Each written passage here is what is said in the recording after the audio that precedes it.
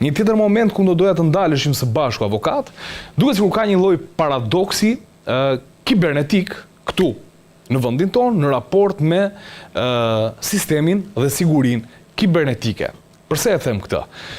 Kryeministri Edi Rama publikoi së fundmi që Shqipëria renditet në vendin e parë në botë për sa i përket sigurisë kibernetike. Çfarë do të thotë siguria kibernetike? Pra është ruajtja me sisteme të ndryshme e të gjithë rrjetit informues me të dhëna të shqiptarëve, siç është Akshi, siç janë institucione të tjera të rëndësishme të vendit tonë që përfshin Ministrinë e Mbrojtjes, Shërbimin Informativ Ushtarak, Shërbimin Informativ Shtetëror e të tjera me radhë, pra që janë të paprekshme dhe nuk ka haker i bie në botë që të mund të depërtoj dhe të vjedhi këto sisteme. Mirëpo, historia tregoi që në vitin 2022 patëm një goditje nga hakerat iranian. U tha që sigurisht ky është një pretendim, sa e vërtet është nuk dim ta themi. Tani avokat, duke parë të gjitha të historikë se çfarë ka ndodhur, duke parë dosjen e Akshit në njërin anë dhe këtë postim në anën tjetër, mendon se realisht ne jemi të parët për siguri kibernetike, vërtet kemi njerëz të aftë të cilët kanë ndërtuar sisteme kaq të mira që janë të padepërtueshme? Si e vlerëson? Ndë mbaja pak më serioze, po. Ti kërkoj ndjes për këtë, po pyetja ishte për të qeshur realisht. Jo nga ana jote, se ti ke drejtën e Zotit të bësh cilën gjitha pyetjet që mendon domosdoshmë se duhen bërë. Po ti nëse mendon domosdoshmë që ne jemi kërthisa e botës, ne jemi pararoja e teknologjisë botërore, pastaj kjo, domosdoshmë nuk e di pastaj çfarë përkufizimi do t'i gjeja. Mua më bën çudi se si janë kaq të paturpshëm sa që thonë domethënë që shikoj, e kuptoni se sa lart kemi arritur, sa që ne jemi të parët për kibernetikën. Po të di se kështu, si është e mundur më burridhet domethënë që shqiptarët s'kan asnjë gjë më që është sekrete. Asgjë, zero. Pagat, puna ku janë, telefonat, numrat personal, çdo gjë, një patronazhim total. Si është e mundur domethënë që hakerat, nuk e di kush janë këta, qofshin të Homeland Justice, kanë gjithçka të shqiptarëve. Si është e mundur? Pra, ti po thua, ose zoti kryeminist po thotë që Shqipëria nga ana e teknologjisë është më lart se sa Amerika, se sa CIA, është më lart se sa Anglia, se sa Kina, se sa Rusia.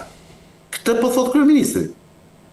Po tani kush është mendje me e shëndosh, nuk po them në Einstein, që e beson një gjë të tillë. Cili është më? Kush është ky? Sigurisht mund të ketë patronazhistë njerëz të vobek që thonë shikoni, e tha kryeministri, dhe akoma ka ngelur.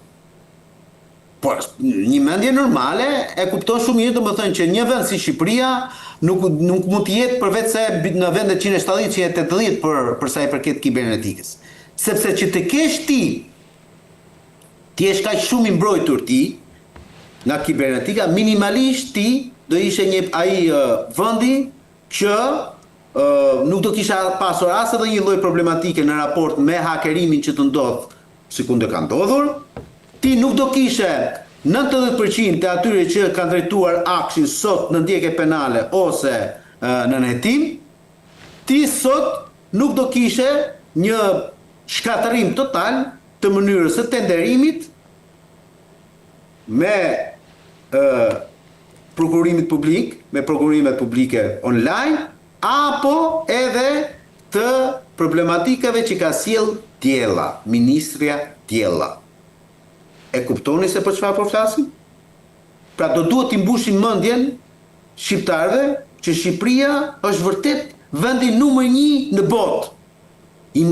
Tani nuk po arrit do të imagjinoj se si do jetë vendi numër 2 në botë. Mirë ai vendi 2 se neve e pas kemi arritur qëllimin e duhur sipas kryeministrit.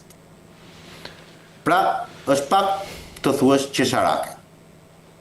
E qartë, unë u përpoqja faktikisht ja kalova këtë foton dhe chat GPT-s për të kuptuar më shumë, sepse këtu është çështja e renditjes për sa i përket indeksit të sigurisë kibernetike kombëtare, është në vend të parë në vendin e 62 për sa i përket zhvillimit të shërbimeve online të qeverisë dhe në vendin e 84 për sa i përket indeksit të gatishmërisë së rrjetit të networkut.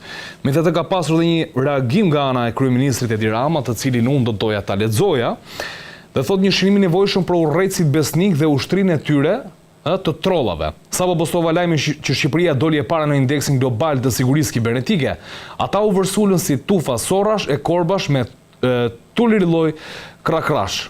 Por nëse lajmi ishte gënjeshtër, propagandë budallëk, atëherë pse gjithaj mund me gure me balt, asnjëri normal nuk harxhon energji për të shuar një qerit figur. Në renditjen globale të National Cyber Security Index nuk e bën asnjë sorr, asnjë korb dhe asnjë troll. E vendos një metodologji ndërkombëtare me 98.33 pikë të matura mbi kuadrin ligjor, kapacitetet institucionale dhe sistemin e parandalimit. Urrejtësit e mi besnik mund të hidhen përpjet, por tabela nuk ndryshon pse ata derdhin, mllef e jarg mbi pasqyrat e tyre digjitale. Mund të jetë e dhimbshme të jesh trolli një shteti që del në krye të klasifikimit botëror pikërisht në aftësinë mbrojtëse nga trollimet malinje, por s'ka ilaç për dhimbjen e urrejtësve. Kështu që vazhdoni forca. Çdo koment juaj është një klikim më shumë, një provë më shumë dhe një buzëqeshje më shumë për mua në këtë ditë të bukur arritjeje fantastike. Unë nuk e di avokat nëse do doja të ndalesha më shumë te kjo çështje, sepse kjo është një çështje e cila sigurisht mban paradoksin e vet, sepse flasim për sigurinë kibernetike, por në anën tjetër nuk rezultojmë të jemi mirë për sa i përket dhënies së shërbimeve online. Ne dim shumë mirë që një pjesë e mirë e qytetarëve dhe bizneseve po hasin vështirësi për sa i përket e-Albanias, dhe sigurisht është parashikuar që të kemi një reformim të agjencisë kombëtare të shoqërisë së informacionit të Akshit, pra të kemi një e-Albania 2.0, ashtu siç në anën tjetër është rilindja 2.0 e tjera me radhë, pra është në prioritetet e qeverisë, po se çfarë do të arrihet, kjo sigurisht mbetet për tu parë.